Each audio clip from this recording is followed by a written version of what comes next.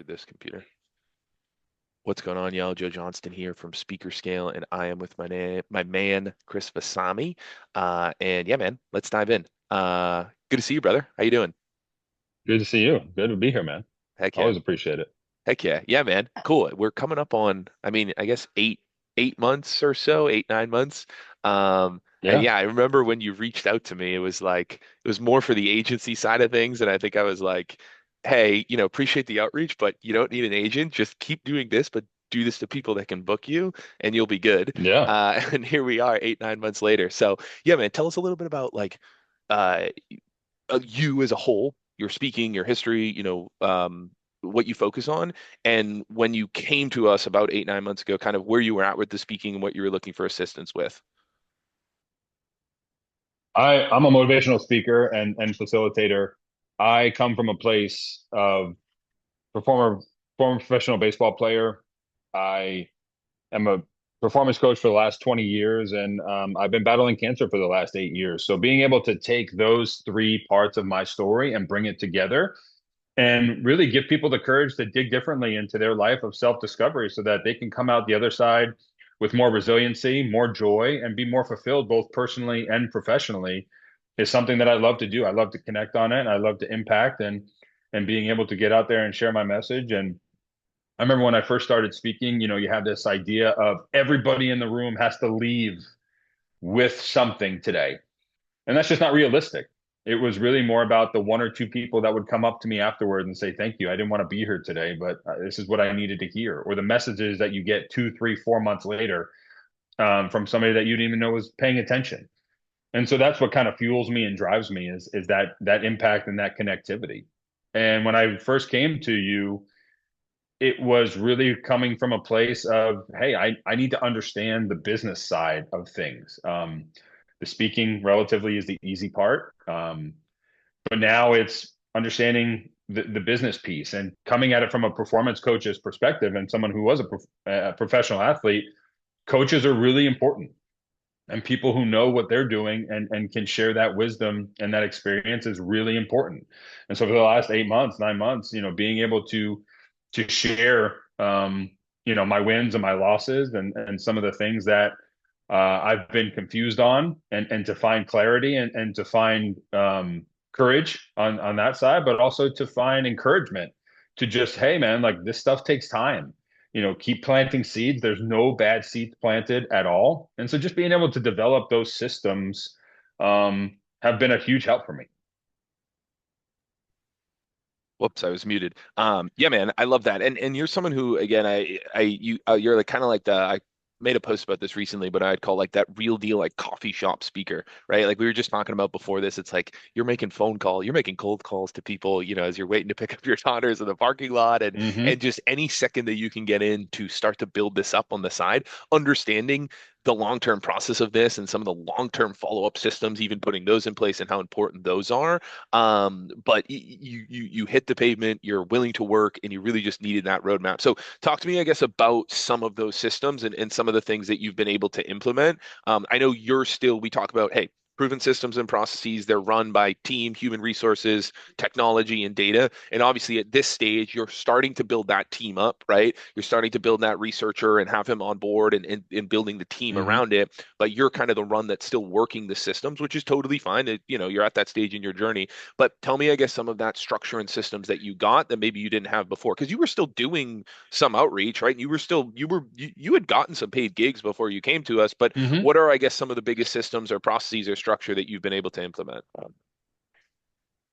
The first thing is really knowing who you want to speak to and being able to find that target and kind of niche down even within that industry, finding the right people, finding the right company, finding the right association, finding the right school to be able to have the conversation with. That's the first thing. So being able to really narrow down and have a really kind of that lane. I want to talk about, I started on one lane and now I'm probably on to like a 4 lane highway right now. Um, and so, that's one lane. The other lane for me is just continuously sitting down and picking up like a to-who list. We all have to-do lists. For me, it's a to-who list. Who in my network or who do I know? would be somebody to have a great conversation with, or to find out, hey, are you comfortable introing me to that person? Because some of the things that I've come up with and some of the things that I'm developing, I think it would be of interest. The third lane for me is really understanding, like, what does the outreach look like? And so whether that's an email template that I know works, tweaking it, finding out, the right verbiage and the right kind of time of day to send those messages. And then the last lane for me, which really just kind of I just built about a month ago, is what you spoke on. Making those phone calls and being able to carve out that time to make those phone calls and find that intro and get that lead to have the right conversation so that you can find out, is this warm? Is this something worthy of my time? And um, then on the back end, have everything in a place where it just is congruent and you're able to keep real good track of it.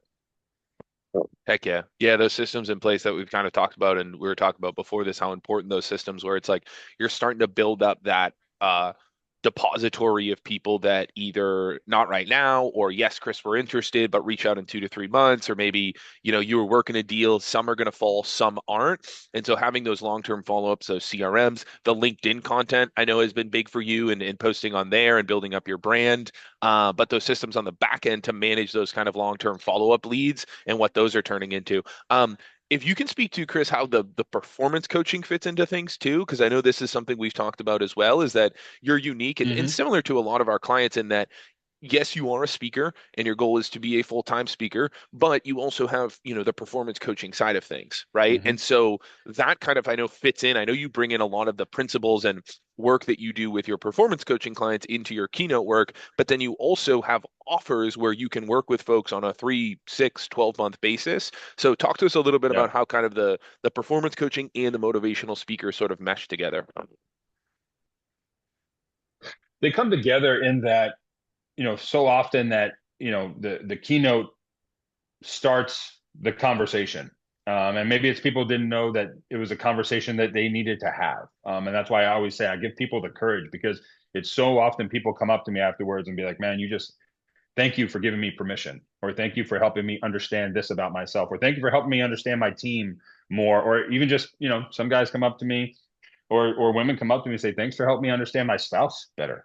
And so we want to use that momentum and parlay that into, my coaching offering, which is us being able to sit down and really dig into what I call personal identity and inventory. There's so often that, especially if you're working with successful people, especially from a company standpoint, everybody has their SOPs, right? Everybody has their standard operating procedures.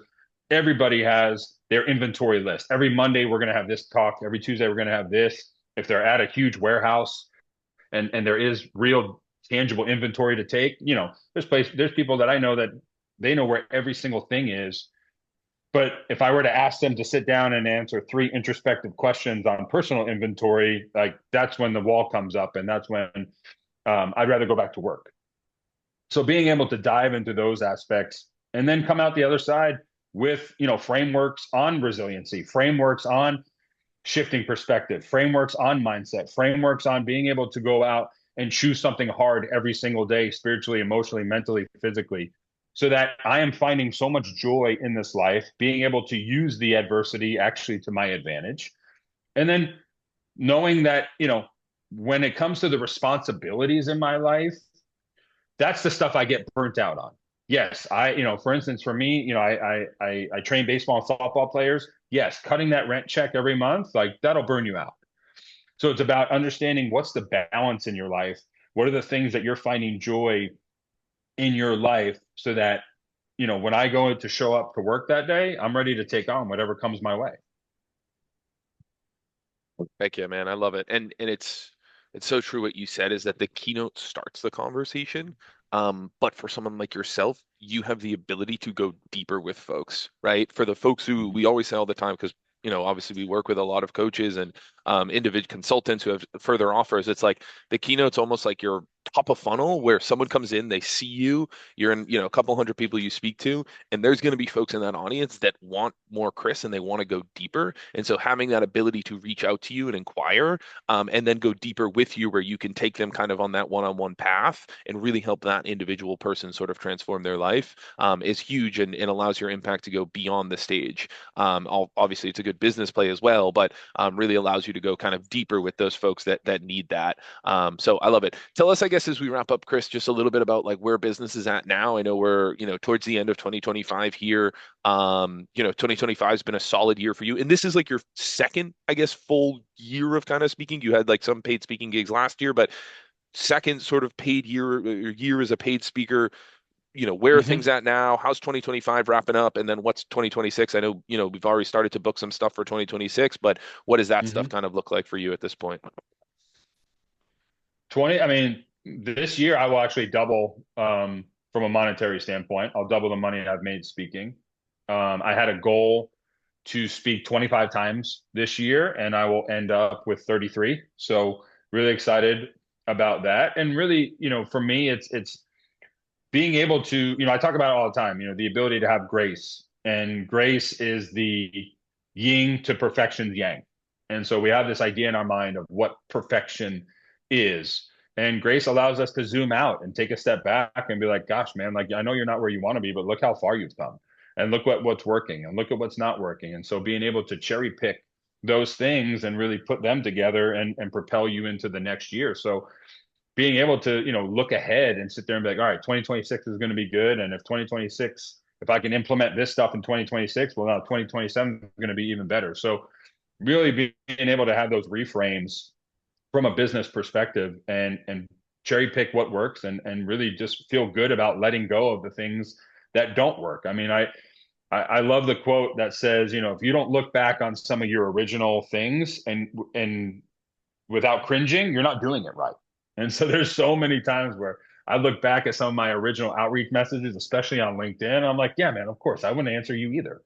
Um, so just being able to feel good about what you're doing and where you're at, and so yeah, so I'm looking forward to 2026. I have a bunch of leads right now in the pipeline, and a lot of it comes from the work that I've already done, and so just being able to feel good about and feel confident um, that my message is something that I love to share, and just making sure that that authenticity comes out with people. And you said something big in there, man, which is like, it's exactly what makes you what we'd call a scalable speaker, is that the systems that you've put into place, the work that you've put in, we say if you a scalable speaker puts in a certain amount of inputs, knowing that over time they're going to get to the desired outputs, right? And so for you, you've 2x this year, which just kind of speaks to the proven systems that you have in place. But more importantly, you're already talking about 2027 being great. And the reason why 2027 is already is we know is going to be great and a banner year for you as 2026 will be. And hopefully we'll continue to just 2x, 2x, 2x, 2x, 2x is because you have these proven systems and processes that input in leads to a certain amount of output out, right? And I think that is such the big thing is like we talked about it. The work that you're doing, it's not always fun, right? It's not always the most glorious, sexiest stuff, but it is what works. It's kind of like I think the Ray Allen thing, right? Where he's boring old habits, right? Just showing up, boring Hmm. old habits, shooting the ball, former baseball player. It's the boring old little things and habits that make you successful that then when you pick up and, you're at the end of this year and kind of reflecting on the year, you're like, oh, wow. I 2x last year, and I already have more revenue in the pipeline for 2026 than I did all of 2025. And so the scalable speaker scales. The scalable speaker, just as a natural of putting the inputs in, is going to inevitably scale because that's the thing about proven systems and processes. As long as I put input in, and then eventually, as you're slowly starting to do, have other people and resources like a researcher and then eventually a lead gen specialist and a BDR doing the outreach and the inputs in for you, it's going to lead to outputs out. So that's the beautiful thing Hmm. about this. And yeah, man, I just want to say back to you, I mean, super proud of you. You are someone who, you know, a lot of people will say on the front end, hey, man, I'm going to put in the work. I'm going to do this. You are someone from day one and consistently has put in the work. And again, you said it too. it's not always wins. There's times you've come to calls and you're like, man, I'm frustrated. This is going on. I'm doing this. And it's like, hey, stay the course, stay the process, and the wins will come. And they're small wins, right? It's like, hey, I had a great conversation. They said follow up in 2 months. Okay, cool. That's a win, and we're going to stay up with Yep. that person. So, yeah, man, super proud of you, and excited for what is to come for you. Where can folks find you, connect with you? Where's a good place? Is LinkedIn, or where's the best way to kind of stay connected with you and your work? LinkedIn, yeah, LinkedIn's the best place. Just at Chris Vasami on LinkedIn. You can find me on Instagram at Chris Vasami. And then my website, chrisvasami.com, if you want to check it out and see if we jive and there's alignment there. Heck yeah. Love it, brother. Thank you for your time. Good to see you, man. Keep crushing it, and we'll chat soon. No, I appreciate